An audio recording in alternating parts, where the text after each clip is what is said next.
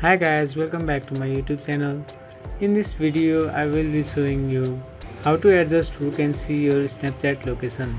So before starting the video, please subscribe my YouTube channel and click on the notification bell so you don't miss out on any new videos. Thank you. So let's begin. First we open on the first option and click on the setting.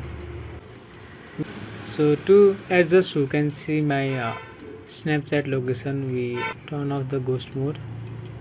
Choose who can see your location, so I can click on my friends, or I can choose who can see my location, my friends except, for example,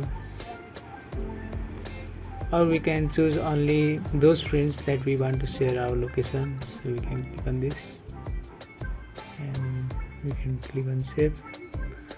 So in this way we can adjust who can see our Snapchat location. I hope you guys like the video, and if you have any queries you can comment down below. Please like, share and subscribe the video. Have a good day. Thank you.